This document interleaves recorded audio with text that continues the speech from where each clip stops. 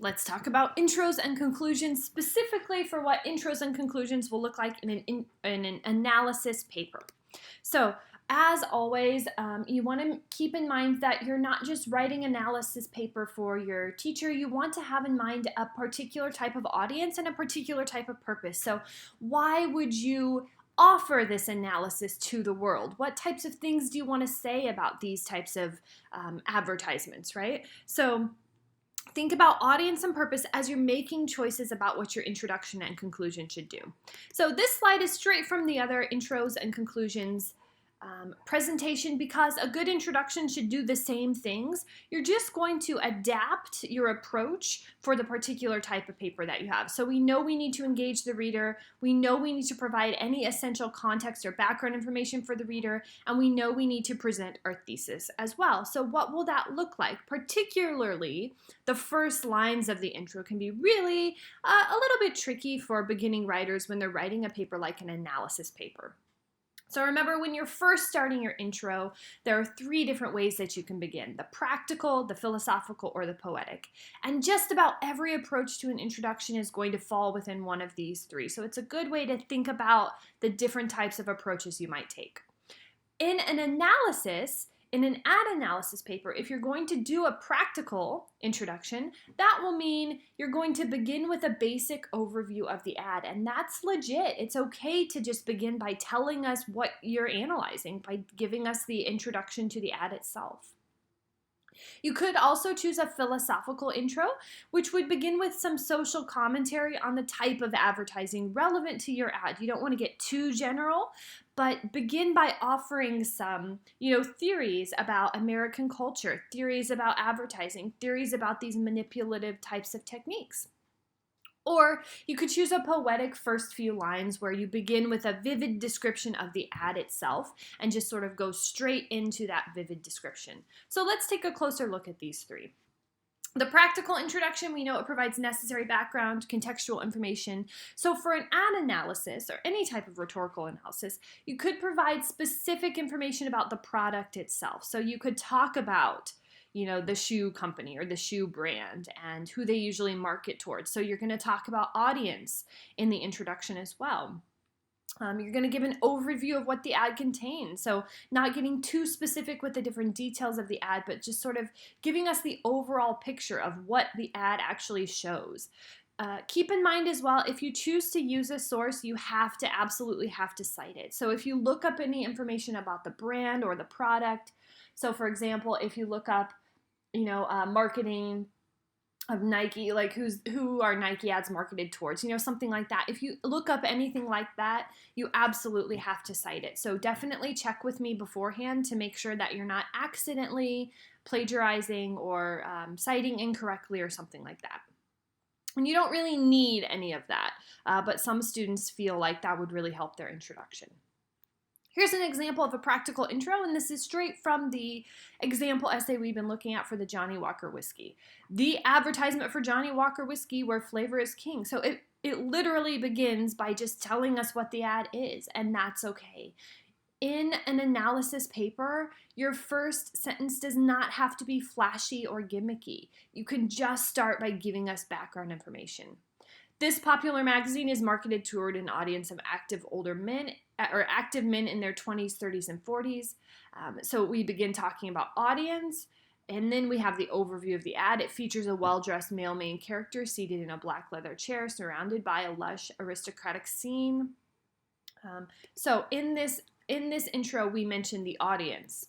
We mentioned an overview of what the ad actually is, and we also talk about the tactics used. So this one says, these details all combine with a slogan to give the ad a bold, extravagant mood and market the liquor as a status symbol. So sort of leading into the thesis, we get some of those tactics that are used. And then, of course, on the end, we present our thesis. So somewhere towards the end of the intro is always a really natural place for that thesis to come in.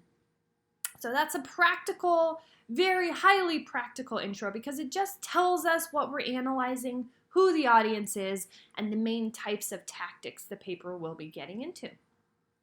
You could also try a philosophical introduction that generally talks about sort of an abstract concept. You need to be really careful, though, that you are offering some original commentary or original discussion. So it shouldn't sound overly vague. It shouldn't be overly general. It shouldn't be boring. It should be interesting.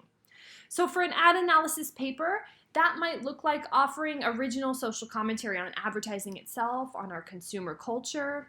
You also want to try to get specific to the audience or the type of product. So for example, if your ad is marketed toward women, you could talk about some of these gendered types of advertisements that we tend to see.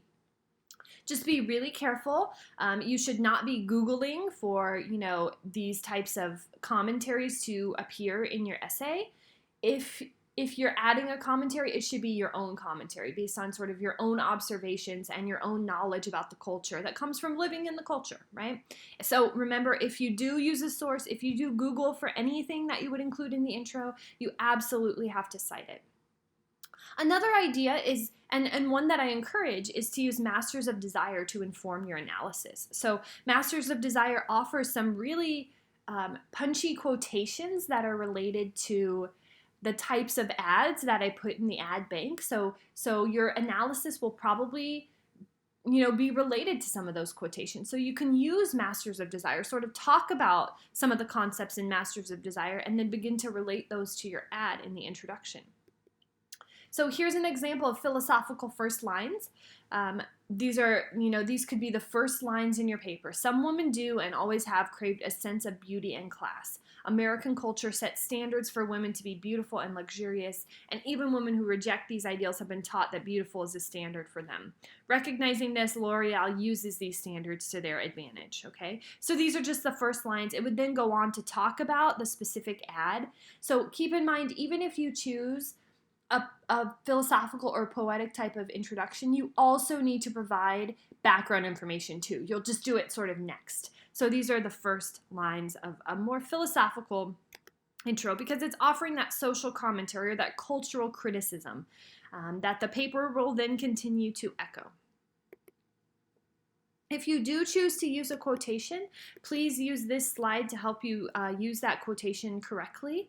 We will talk more about quotations in the next paper, so this is just an intro for those of you who may want to use a quotation from Masters of Desire. So when you're using a quotation, you can't ever just plonk the quote in there. Before the quote, you need to provide context and introduction, as well as leading into the quote with a signal phrase. Then cite the quote with a parenthetical citation and explain and interpret the quote afterwards. So you should never let a quote stand by itself. It's a defenseless animal. It cannot support itself. You have to back it up on both sides. So here's an example of that. And it's color-coded here. We have context and introduction in Masters of Desire, the culture of American advertising. So that's like, where does this quote come from, right? What's the context? Then we have a signal phrase that introduces the quote, Solomon argues, comma, and Solomon's the author. Then we have the quote, right?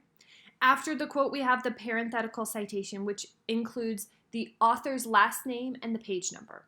However, here, we just have a number 1 because we just use the author's last name here. So if you use the author's last name as part of the signal phrase, you don't then have to repeat it. But generally, author's last name and then the page number you found the quotation on. And then afterwards, you don't just want to move on from the quote because your audience won't know how to interpret it. So instead, we come in with a sentence or two of explanation or interpretation of the quote that helps link it to your own analysis.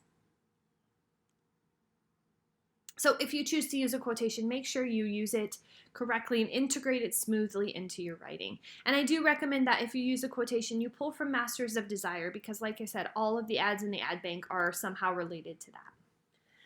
The other option is a poetic type of introduction. So this is when we begin with something that's sort of vividly described or a story, right? Could begin it. So you could begin your introduction in the first few lines by offering an immediate, vivid description of the ad itself, right? The first few lines of your intro could just begin to describe the ad in detail. And then from there, talk about the audience or talk about some of the cultural commentary that you'll be offering. If, and this might be rare, but if you have a personal connection to the product, so for example, if you chose a Nike ad and you remember when you got your first pair of Nike shoes and how excited you were, a personal connection could make a really good story to begin the first lines of your intro with. However, quickly after that, you do still want to provide the practical information of what the ad is, what the ad contains, right? So that practical information will always be a part of an analysis introduction, even if you choose a different way of approaching the first few lines.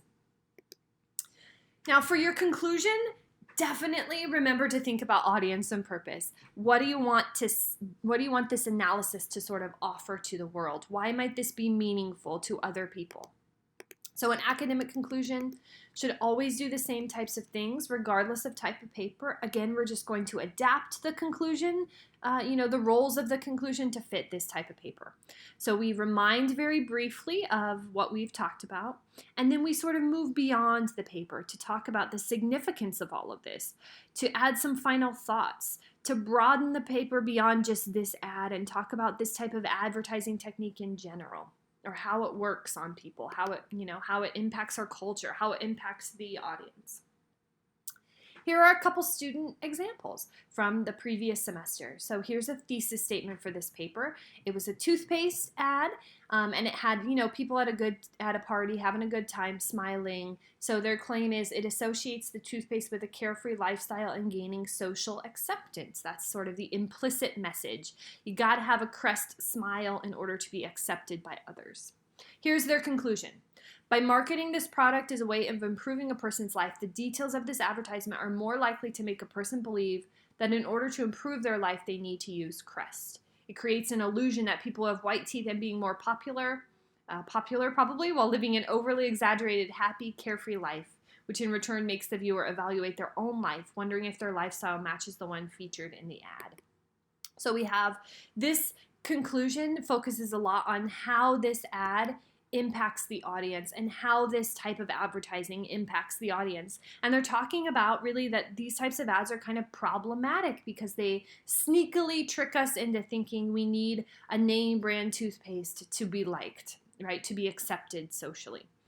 This could be dangerous and lead to being more self-conscious because their life may not be as perfect as the one shown in magazines. And therefore, they start to chase after such a life that doesn't exist other than in their mind. So really heavily focus on how ads like this impact the audience. In the conclusion, here's one that offers more of a social commentary or a cultural type of criticism. So this L'Oreal advertisement, this is the thesis, suggests women want and desire a beautiful and luxurious celebrity-like lifestyle and promises to give them that sense of superiority and sophistication with their product. Okay, so thesis gets to the implicit messaging, and then the conclusion talks about what is problematic about this type of messaging in advertising. So all of these techniques work and are persuasive because of what American culture values. I actually really love this first sentence of the conclusion because all of these techniques, it doesn't list out the specific techniques. We've just read the paper. We don't really need a huge list, but it refers to those techniques here with this transition phrase and then offers their overall commentary on those techniques. So here's the cultural criticism, right? Because of what American culture values, beauty, money, and fame, even more so when all three are combined. This product promises women that they'll feel beautiful, rich, and famous.